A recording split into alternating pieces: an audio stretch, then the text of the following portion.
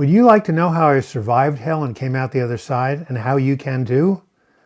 If so, stay tuned.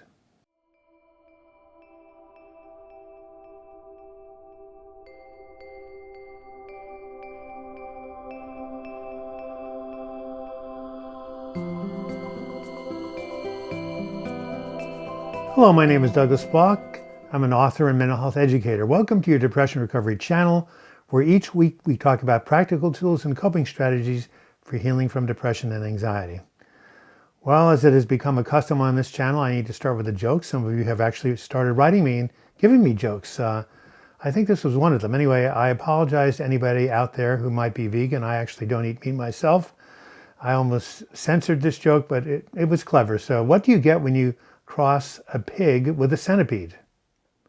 Bacon and legs. All right, so the title of today's talk is A Survival Plan, or My Survival Plan for Living in Hell. And you know, have you ever wondered what it was like to live in hell? I mean, many people were taught that, well, hell is a place you go after you die if you've done bad things on earth. But as many of you know who are tuning into the station, you don't have to die to go to hell. You can experience hell right here on planet Earth. One of my mentors, a New Thought minister called Reverend Knight, once said, "Have you ever been in a hell of a fix?" Well, I don't know about you, but I've certainly been in one hell of a fix. Not one, not two, but 3 or 4 times. And I define hell as a state of unbearable pain and suffering that seems to have no end. For me, that has been my experiences of major depression, because depression is hell. That's why I called my memoir, When Going Through Hell, Don't Stop. Now, how do we do this? How do we go through hell and not stop, and how do we come out the other side? Well, the first step is to recognize that the hell of depression is not permanent. The truth is that all states, no matter how good or bad, are temporary.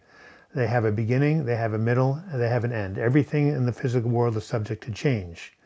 So it's really important to know that, and therefore the mantra that I tell all my group members and people who write me and people who call me is, this too shall pass. As a matter of fact, I did a video called 4 Words That Can Save Your Life, and those words are, this too shall pass.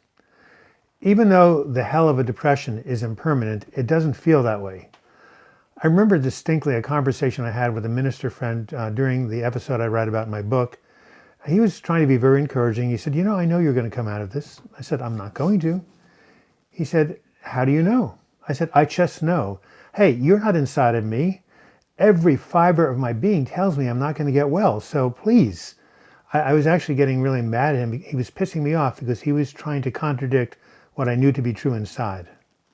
What I was doing was, in the words of cognitive behavioral therapy, I was engaging in something called emotional reasoning. Emotional reasoning says, because you feel a certain way, it must be true. So if I feel I'm not going to get better, it's not going to happen. But of course, your feelings can be wrong. I'm going to repeat it again. Your feelings are sometimes wrong, because when your brain is sufficiently dysregulated, it blinds you to the truth. Let me put it another way. Depression can trick you into believing that you'll never get better. But of course, that is not true. This brings me to my second tip for getting out of the hell of a depressive episode, and that is to reach out for support. Because depression lies about the future, you need other people around you to dispute that false belief. They can hold a field of recovery for you, and they can believe for you what you can't believe for yourself. I remember in 1997, I went to a meeting of people at the Living Enrichment Center. There were 12 of them. And one by one, they told me that I was going to get better, and I disputed every one of them. But guess what? They were 12. I was one. Majority won that debate, because about 5 or 6 days later, I noticed a shift. Now, I have many people writing me through YouTube saying they don't have that. They don't have friends. They don't have family.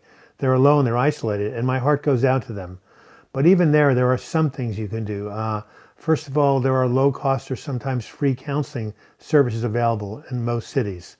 Also, you can go to your local place of worship if you go and talk to, rabbi, minister, priest, whomever. Or you can actually go ahead and maybe go to meetup.com or call the National Alliance on Mental Illness, 1-800-950-NAMI, and there are support groups in most cities in the country.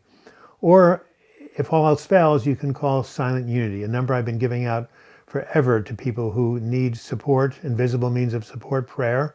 Their number is 1-816-969-2000. They're open 24 hours a day, 7 days a week. They've been doing this since 1889, and they hold a powerful field. They'll give you an affirmative prayer, give you an affirmation, and they will hold you in the light for 30 days in their prayer chapel. And it really, when people do this, they call me up and they invariably say, I feel better, I feel more hope. The third key to surviving hell is to live your life one day at a time. Now, you might have heard this before. It comes from AA, Alcoholics Anonymous, and you may think, oh, it's just a platitude. What's the big deal? Well, this is no platitude. This can be life-saving. And why do I say that? Because when you're depressed, oftentimes, and I've done this so many times, you look into the future, you see it's bleak, and you say, heck, if this is the way I'm going to live forever, I don't want to continue. I'm out of here. Well, I devised an exercise based on the idea of living a day at a time that counters this. And here's how it goes. First, step one is you notice when you're catastrophizing about the future. You notice when your mind is thinking into the future and seeing nothing but horrible things. And you catch yourself and you say, cancel, cancel, cancel, cancel, cancel, cancel. And then immediately you say to yourself, hey, I've been thinking about the future, but the future has not happened. It's fictitious, and therefore it cannot harm me. And the third thing you do is you take a deep breath, get into your body, feel your feet on the floor, get back into the room, and ask yourself, okay, what can I do now to keep myself safe until the end of the day? What coping skills can I use? Can I call someone? Can I go for a walk? Can I listen to music, take a bath? Can I call Silent Unity? I just need to survive, not 1 month or 5 months or 5 years, but just the next couple of hours, and then I'll worry about the next day. Well, I use this exercise time and time again, and I can credit it for saving my life. And if any of you would like this, I've written it up in my book, Healing from Depression, but you don't have to get the book. I will send you a free copy, excerpted from the book in an email. Just email me, douglasbloch@gmail.com, and I'll get this to you.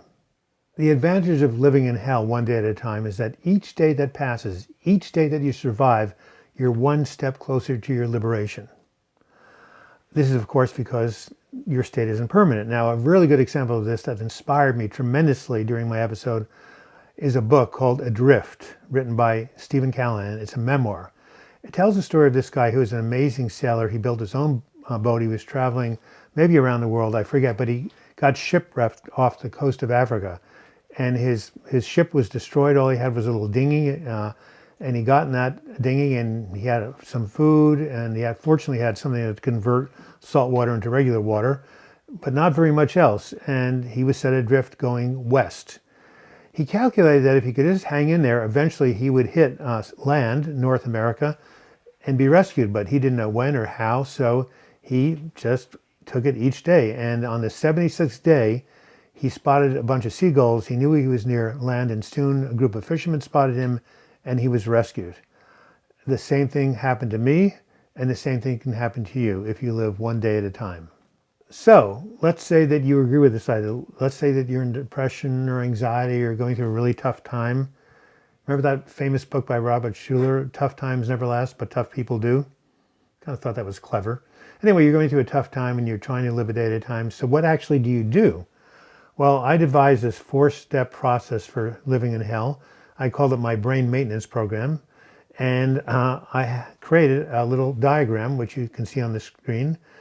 Physical self-care, mental emotional self-care, spiritual connection, social support, lifestyle habits, all these different strategies. There are about 45 of them that I used off and on during that 9 months. And this diagram is available to you. Just, again, email me, douglasbloch@gmail.com, and I'll be glad to send it to you. I would like to close by saying that going through hell is not a 100% bad thing. As a matter of fact, when you survive an emotional hell, you come out a wiser and more compassionate being. What happens when you put coal under pressure for millions of years? You get a diamond.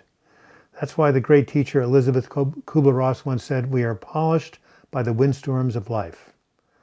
I was once living at the Findhorn Foundation, a spiritual community in Scotland. I met a man who radiated a really high state of consciousness. I asked one of the residents, how did Sir George get to be so enlightened? The guy looked at me straightforward and said, it was really very simple. You see, he's been to hell and back. Well, I'm really thankful that I made it through hell, and so have many of my YouTube fans. Many of you guys have written me, and I'm really glad you made it through hell. And if those of you who are watching, if there's some people watching who are still in the middle, haven't come out the other side, I have some encouraging words for you that I'd like to close with, taken from my book, Healing from Depression. So I'm going to grab it right here if I can. This is actually on the back cover. On the inside, there's a phoenix bird, my favorite symbol of resurrection, rising out of its own ashes. And this is how I concluded this book. If you're on the edge of the abyss, don't jump. If you are going through hell, don't stop. As long as you are breathing, there is hope. As long as day follows night, there is hope. Nothing stays the same forever. Set an intention to heal, reach out for support, and you will find help. This has been Douglas Bloch. Thank you for watching this video. I hope you got something from it. If you did enjoy it, please give it a like. And if you want to leave me any feedback, you can do so in the comments section, or you can email me, douglasbloch@gmail.com. If you'd like to subscribe to this channel, I think at this point we have about 35,000 subscribers. I'd like to get to 100,000 someday. Anyway, click on the picture of my photo. You'll be taken to the subscribe page. And if you click on the button, you'll be notified every time we have a new video.